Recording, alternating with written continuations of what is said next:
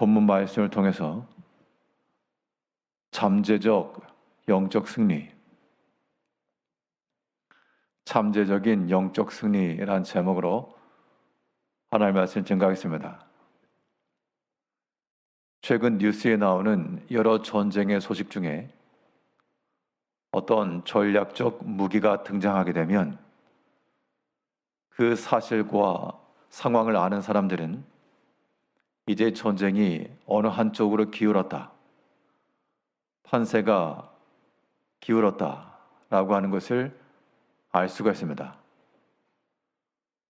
감추두었던 신무기의 등장은 그 싸움을 끝내고 이길 수 있는 잠재적인 승리의 요인이 됩니다. 우리 신앙인들의 삶에 있어서 우리의 영적 싸움을 싸운다 할 때 이 싸움을 승리로 이끌어낼 수 있는 요인, 전략적 무기와 같은 것을 지니고 그것을 꺼내 쓸 때 그때 우리는 이 싸움은 이긴 싸움이라 라고 말할 수 있다는 겁니다. 그러면 이러한 영적 싸움에서의 승리적 요인을 주는 그러한 우리 삶의 무게와도 같은 것은 무엇인가? 오늘 본문 말씀을 통해 살펴보게 되면 먼저 우리 신앙의 삶에 있어서 영적 싸움을 이기게 하는 근본은 감사와 찬송에 있다고 그랬습니다. 오늘 본문은 레위 사람들이 맡았던 여러 가지 임무 가운데 하나인 찬송에 관한 이야기입니다. 그런데 이 찬송이라고 하는 것을 단순히 입을 열어 노래한다, 노동요와 같이 노동할 때 힘을 북돋워주는 그런 응원과처럼 여기진 않았습니다.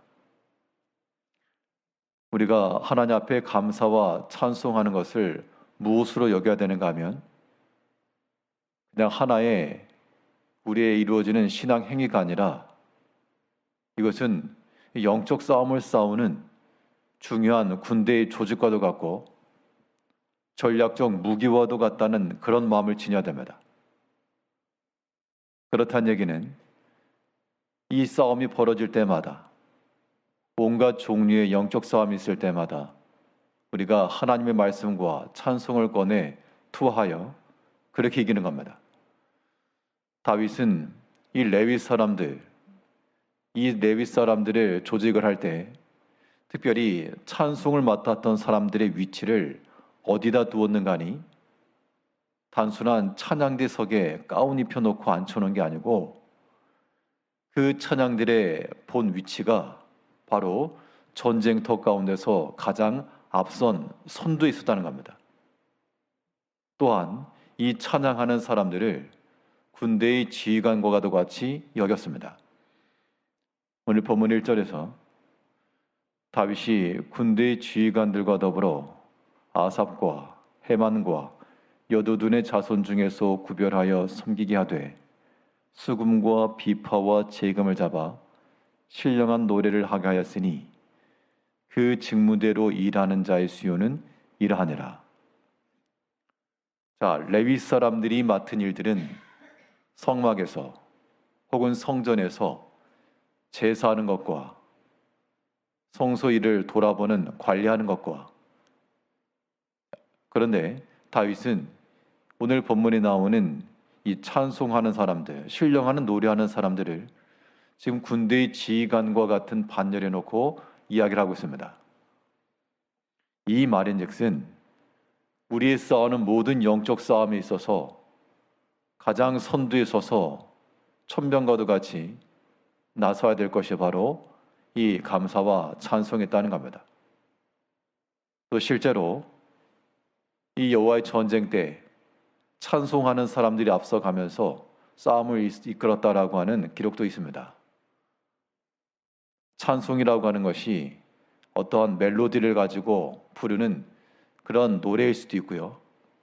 오늘 여기서 말하는 바는 이 사람들이 했던 주요한 일이 물론 찬송인데 이 찬송이라고 하는 것이 곧 감사와 찬양이죠.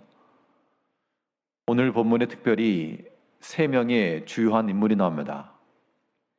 찬송을 맡았던 주요한 인물 3명. 그러면 이 본문 아삽과 1절 다시 보면요, 다윗이 군대의 지휘관들과 더불어 아삽과 헤만과 여두둔의 자손 중에서 아삽, 헤만, 여두둔, 이 세 사람의 이름은 시편에도 나오고요, 시편에 있는 그 여러 가지 찬송 시들에도 관여를 하고 있습니다. 그럼 이 사람들이 했던 일이 뭐냐? 특별히 아삽 같은 경우는 신령한 노래를 배웠다 했고요, 또 헤만, 여두둔 같은 경우는 여호와께 감사와 찬양을 했다. 우리 3절을 보게 되면 여두둔에게 이르러서는 그의 아들들 그달랴와 스리와 여사야와 시므이와 하사랴와 마띠디아 6사람이니 그의 아버지 여두둔의 주의 아래 수금을 잡아 신령한 노래를 하며 여호와께 감사하며 찬양하며. 신령한 노래를 했는데 흥겹게 노래했다는 것이 아니고요, 여호와께 감사하며 찬양하며. 그러니까 노래라고 하는 것과 찬양을 그냥 동일시하는 것이 아니고 그 노래를 하나님을 높이는 것으로 지금 알고 부를 때 그게 이제 찬양인 거죠. 그냥 노래를 부르는 게 아니고 하나님을 높이는 것과 그에 대한 감사하는 것. 자, 이런 감사와 찬송은 우리의 영적 삶에 있어서 영적 싸움의 수단인 겁니다. 이길 수 있는 무기입니다. 모든 시험과 분쟁과 모든 다툼을 끝낼 수 있는 그러한 힘입니다. 그런데 우리가 실제로 하나님 앞에 감사와 찬송을 못하기 때문에 시험 가운데 항상 있고, 또한 마음에 근심이 많고 사람의 생각에 빠지고 마는 겁니다. 그러나 이기시려면 어찌하든지 우리 입에서부터 하나님께 감사하는 것과 찬양하는 것을 끄집어내야 됩니다. 오늘 하루의 삶 동안에도 온갖 대적이 많고 우리를 대적하는 자, 시험하는 것이 많이 있어도 우리 입에서부터 하나님께 감사와 찬송을 통하여 이 모든 싸움을 이기고 승리로 바꿔낼 수 있는 우리 신앙들이 되어야 됩니다. 또 이런 잠재적 영적 승리라고 하는 것이 어디서 주어지는가? 겸손과 연단이 있습니다. 모든 일에 있어서 지극히 낮아지는 마음을 가지고 잘 배우고 잘 연단받으면 그것이 힘과 실력이 되어 그것을 이긴다는 겁니다. 오늘 본문에 나오는 세 사람, 아삽, 헤만, 여두둔, 각자가 무엇을 했는가 하면 잘 배웠다 그랬습니다. 아삽 같은 경우는 특별히 신령한 노래를 맡았다 그랬고요, 2절을 보게 되면 아삽의 아들들은 삭굴과 요셉과 느다냐와 아사렐라니 이 아삽의 아들들이 아삽의 지휘 아래 왕의 명령을 따라 신령한 노래를 하며. 특별히 아삽 같은 경우는 노래의 은사가 있었고, 여두둔 같은 경우는 특별히 3절을 보게 되면 여두둔의 지휘 아래 수금을 잡아, 이 수금 악기와 관련된 일을 했고요, 또 헤만 같은 경우는 5절을 보게 되면 이는 다 헤만의 아들들이니 나팔을 부는 자들이며 헤만은 하나님의 말씀을 가진 왕의 선견자라.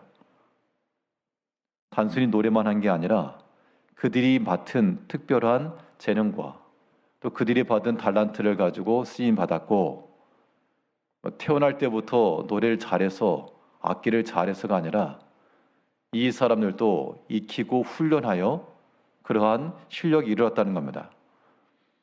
7절에서는 그들과 모든 형제 곧 여호와 찬송하기를 배워 익숙한 자의 수요가 288명이라.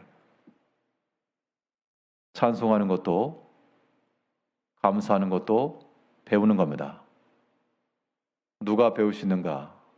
마음이 겸손하고 하나님의 섭리를 인정하며 이 모든 때를 잘 연단받고 나가는 자들, 그들이 찬송과 감사를 행할 수 있고, 이것이 우리의 삶 속에서 영적 싸움의 승리를 가져다 주는 겁니다.